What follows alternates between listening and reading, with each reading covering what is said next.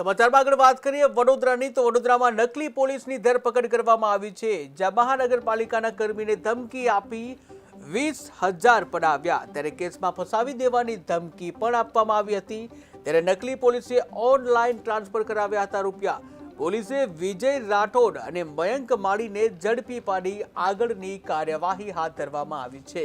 ત્યારે ગુજરાતમાં નકલીનો સિલસિલો યથાવત છે, જ્યાં અનેકવાર આ પ્રકારના કિસ્સાઓ જોવા મળતા હોય છે। લોકો નકલી પોલીસ બની તોડબાજી કરતા હોય છે, ત્યારે વધુ એક નકલી પોલીસ જે તોડપાડી કરતો ઝડપાયો છે। વડોદરામાં આ ઘટના બની છે। વડોદરાના નકલી પોલીસની ધરપકડ કરવામાં આવી છે। પાલિકાના કર્મીને ધમકી આપવામાં આવી હતી। ધમકી આપી 20,000 રૂપિયા પડાવી દેવામાં આવ્યા છે। ત્યારે કેસમાં ફસાવી દેવાની ધમકી પણ આપવામાં આવી હતી, જ્યાં નકલી પોલીસે ઓનલાઈન રૂપિયા ટ્રાન્સફર કરાવ્યા હતા। ત્યારે હાલ તો પોલીસે વિજય રાઠોડ અને મયંક માળીને ઝડપી આગળની કાર્યવાહી હાથ ધરી છે।